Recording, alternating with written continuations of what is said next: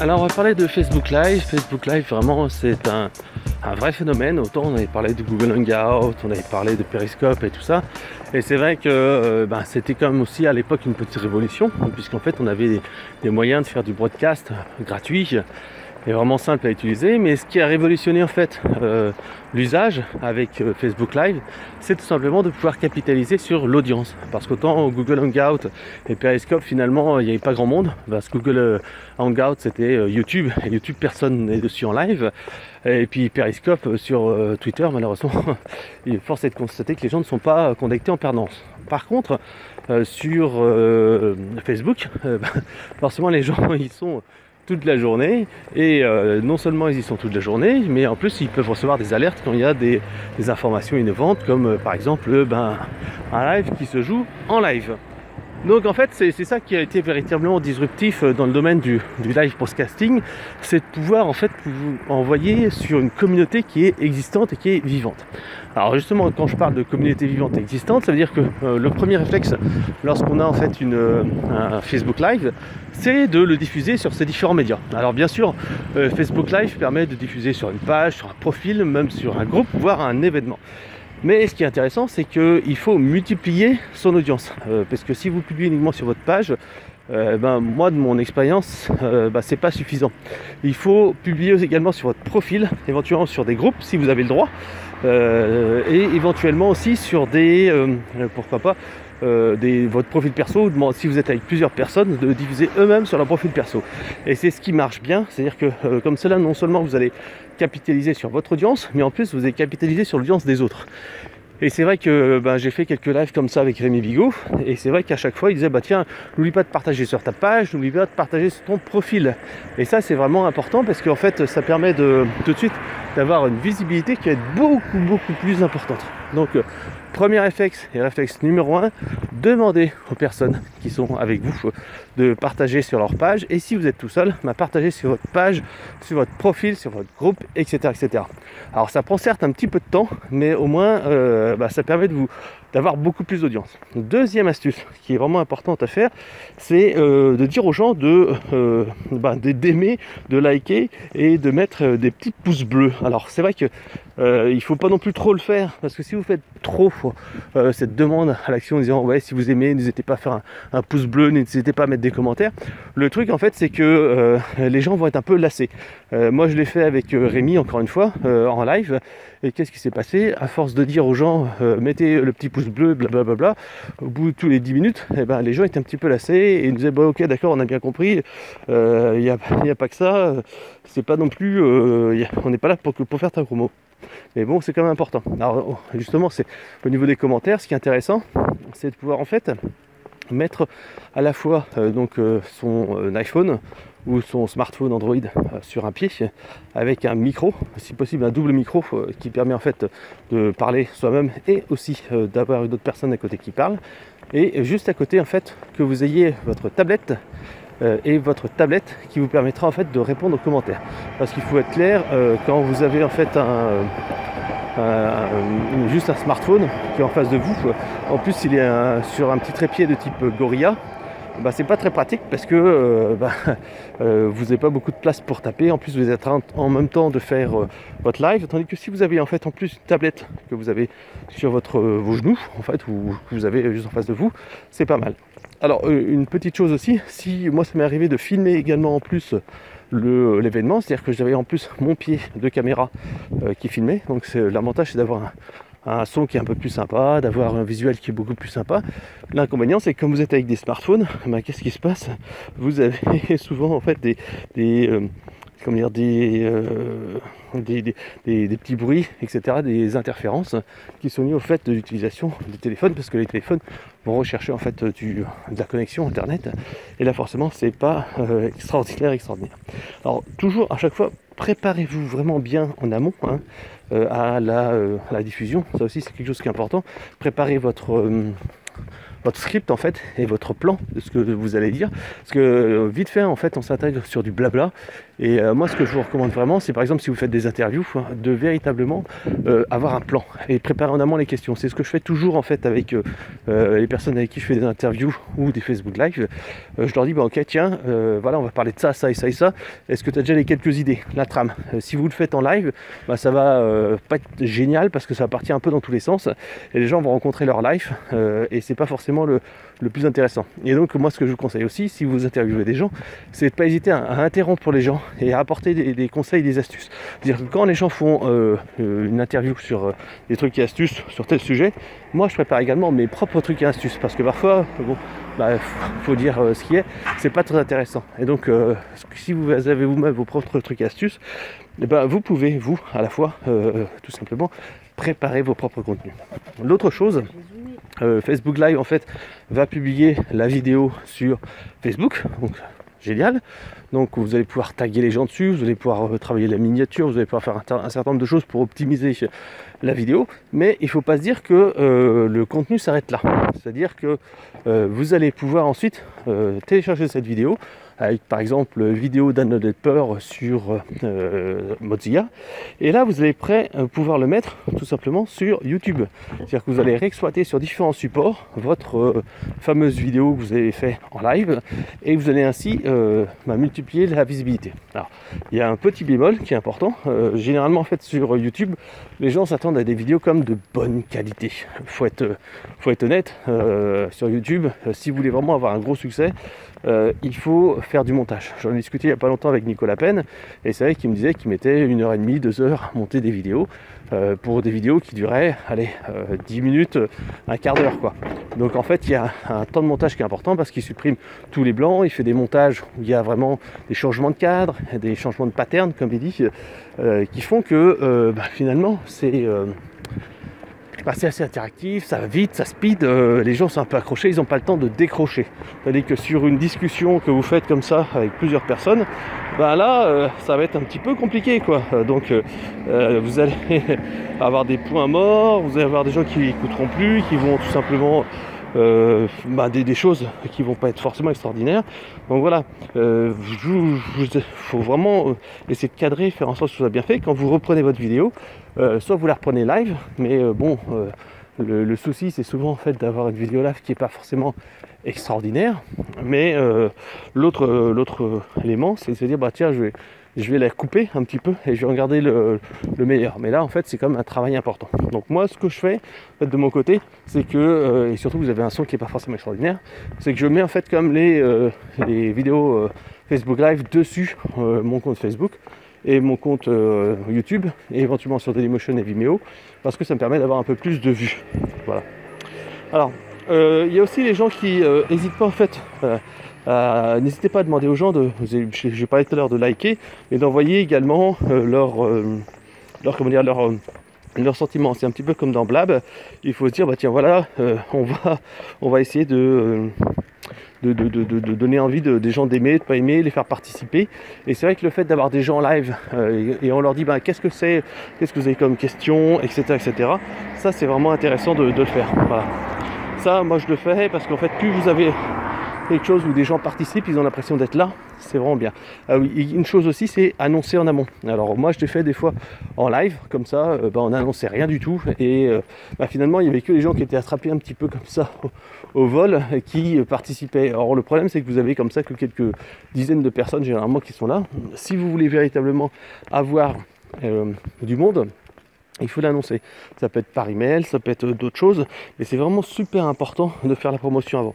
Généralement, soit en fait vous envoyez un petit email à votre liste, ça c'est possible, soit tout simplement vous en parlez sur Twitter en disant voilà, le live va commencer dans 2 secondes. Moi j'utilise par exemple Clock Tweets qui me permet de programmer automatiquement des tweets qui disent voilà, tiens, ça commence dans 10 minutes, ça commence dans 15 minutes, ça y est, on commence, etc. Vous pouvez également donc envoyer un message sur votre blog. Bref, le but en fait c'est de dire que si vous faites juste un Facebook Live comme ça sans rien faire, vous n'aurez pas beaucoup de personnes. Alors l'autre chose aussi, il faut savoir que les gens au bout d'un moment en fait abandonnent un peu la lecture des vidéos, et donc il faut vraiment savoir quand vous avez un pic et quand vous devez vous arrêter et quand vous devez continuer. Si vous êtes également en accord avec certaines personnes qui ont un groupe, j'en ai parlé tout à l'heure, moi j'ai mes propres groupes, mais il y a des gens en fait qui ont des groupes sur des thématiques. Ce qui est intéressant, c'est de passer un partenariat avec eux, leur dire tiens, je vais faire un live, est-ce que je peux publier? Moi j'ai déjà vu ça plusieurs fois dans mes groupes où des gens en fait me disaient tiens, je vais faire un live sur tel sujet, est-ce que je peux publier sur le groupe pour annoncer ça? Et donc forcément, eux ça leur fait la visibilité et s'ils ont l'accord, c'est tout bon. Autre chose, vérifiez également que vous avez un téléphone qui est quand même de bonne qualité. C'est-à-dire que moi, j'ai acheté sur mesure pour cela un téléphone avec une connexion 4G, indispensable. Vérifiez également que le Wi-Fi est bon, parce qu'autrement vous aurez des connexions pourraves. Ça, c'est vraiment le seul regret que j'ai avec Facebook Live, c'est qu'on n'est pas en téléphone. Ce que moi j'utilise toujours quasiment, c'est le téléphone pour publier, pour parler. Et donc là, ça marche vraiment très très bien. Voilà, ça c'est vraiment bien. N'oubliez pas également quand vous en publiez votre Facebook Live, d'avoir une bonne description. En fait, les gens, pourquoi ils vont participer? Ils vous verront un petit peu parloter, ils verront des trucs comme ça, mais choisissez vraiment une bonne description et soyez quelque chose qui soit bien, qui soit engageant, intéressant, avec des trucs et astuces ou 5 minutes pour faire ça ou des choses comme ça.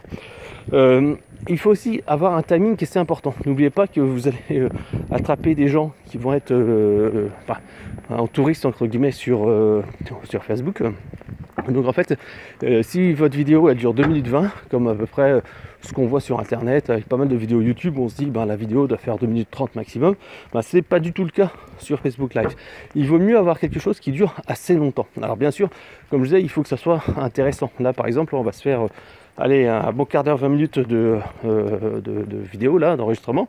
En Facebook Live, il faut au minimum faire aussi une vingtaine de minutes, parce que tout le monde n'est pas là. Et vous allez pouvoir comme ça attraper un petit peu les gens en vol. Et surtout en 20 minutes, vous allez véritablement pouvoir faire quelque chose.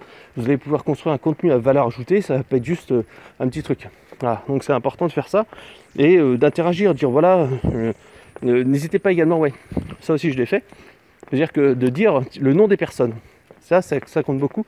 Si les gens font des commentaires, on dit tiens, il y a machin qui a fait un commentaire, ou il y a truc qui a fait dit ça, tiens, il y a machin qui a tel truc. Et ça, vous faites une petite pause.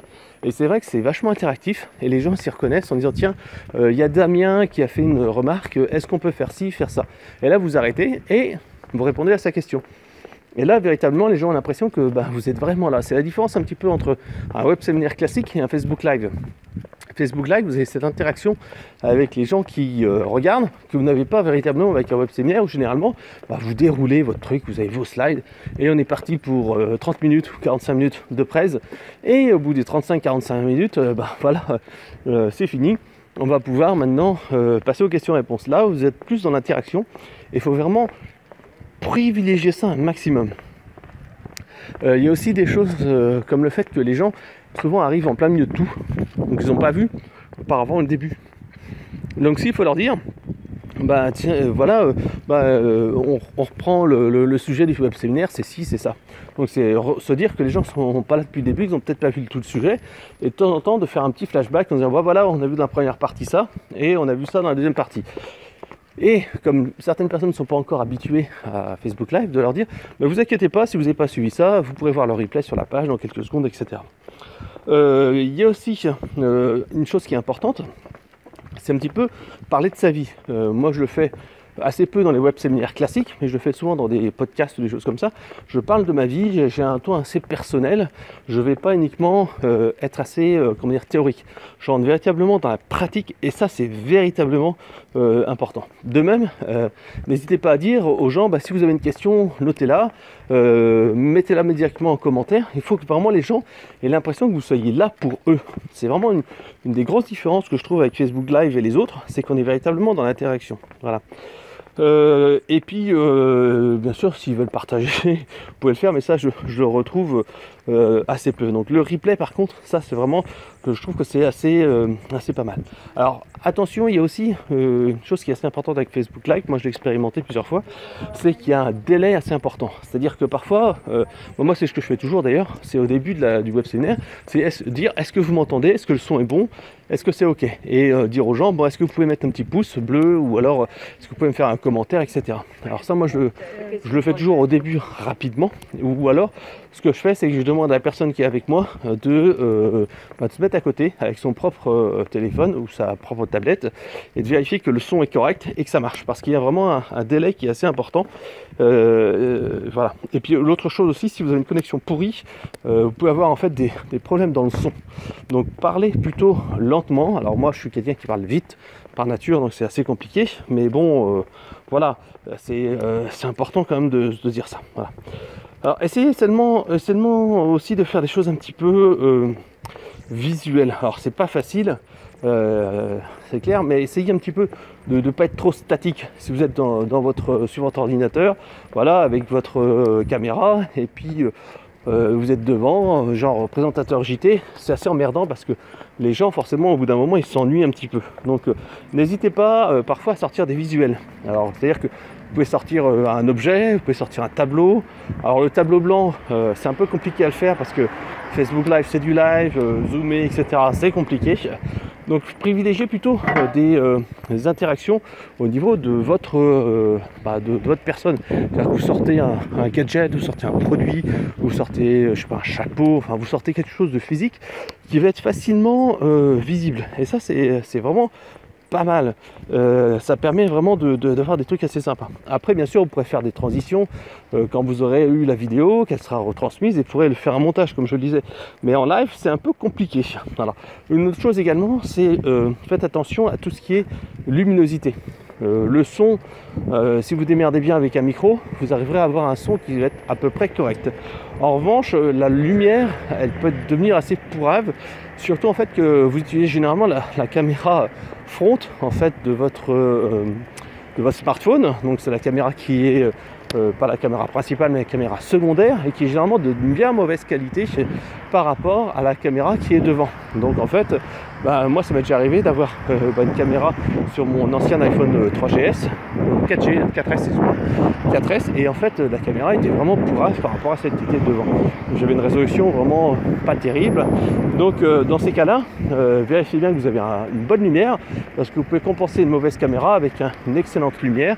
Donc moi ce que je faisais tout simplement, c'est que je mettais en fait des lampes halogènes comme vous en avez à la maison, et j'en mettais un petit peu autour de moi, et en mettant en fait ces lampes halogènes autour de vous, vous arrivez en fait à avoir une visibilité qui va être beaucoup plus jolie par rapport à ce que vous auriez normalement. Donc pensez bien à cette luminosité là, et si vous le faites le soir, n'oubliez pas une chose, c'est qu'en fait la nuit tombe et vous vous retrouvez facilement dans le noir. Moi ça m'est arrivé une fois de faire un web séminaire comme ça, il était 7h du soir, et on a arrêté, il était 20h30 ou quelque chose comme ça, et résultat j'étais à moitié dans le noir, et ça faisait pas du tout professionnel. Donc pensez à cette luminosité là, vous prenez en fait des lampes halogènes que vous avez chez vous. Alors prenez si possible 3 lampes, généralement c'est ce qu'on recommande, pour avoir en fait un son qui va être sympa. Voilà, ça c'est vraiment important. Si vous pouvez utiliser ce qu'on appelle des mandarines. Des mandarines en fait ce sont des petites lumières faites pour l'éclairage, qui permettent d'avoir un éclairage qui va être vachement plus professionnel. Ça vous le mettez en dehors du champ de la caméra, et tout de suite boum, ça va faire sympa. J'ai déjà fait aussi une fois en utilisant un deuxième iPhone, et un iPhone en fait qui m'éclairait avec vous savez la lampe torche. Et donc en fait cette lampe torche elle permet d'avoir un mini projecteur. Alors ça fait un petit peu mal aux yeux, mais c'est pas mal. Si vous avez comme ça 2 téléphones, c'est sympa. Alors en revanche aussi une chose, faites attention à bien vérifier votre niveau de batterie. Ça m'est déjà arrivé comme ça de broadcaster et me dire de toute façon on va essayer de tenir le temps qu'on pourra, j'ai peut-être 10 minutes, 20 minutes de batterie maximum. Donc pensez toujours à avoir suffisamment de batterie, pensez à votre chargeur, pensez même s'il faut à 2 chargeurs, et pensez s'il faut nécessaire également à la rallonge. Ça c'est également important. Au niveau du micro, comme je vous le disais, soit vous utilisez votre micro que vous avez dans votre téléphone, ce qui est possible, ou alors vous pouvez utiliser en fait le Rode Smart Lav Mic, qui est en fait un micro de bonne qualité qui permet d'avoir des choses sympas. Pareil, le tripode, je vous en ai déjà parlé, prenez un tripod de type Gorilla, vous pouvez mettre en fait le smartphone en position et vérifier toujours avant de commencer que vous êtes en bonne position, parce qu'on est quand même en format carré qui n'est pas forcément le truc le plus idéal. D'ailleurs, faites attention aux alentours, qu'il n'y ait pas trop de monde, parce que parfois ça m'est arrivé d'être dans un lieu public, des gens qui passent et qui ne voient pas que vous êtes en train de filmer, et c'est pas super agréable. Dans un restaurant par exemple, je l'ai déjà fait, et c'est vrai qu'il y a des gens qui viennent vous demander un plat, vous le verrez, je vous donne peut-être un extrait avec ce que j'ai fait avec Lingend. C'est vrai que là encore une fois j'avais filmé en vidéo et j'avais fait un Facebook live en plus, donc on était en double live et c'était assez sympa quoi. Donc n'oubliez pas aussi des call to action, disant aux gens si vous voulez en savoir plus, commandez, inscrivez-vous, etc. C'est pas parce qu'on est en live qu'il faut pas inciter les gens à faire des choses comme par exemple devenir fan de la page, rendez-vous sur telle URL ou tel site internet, etc.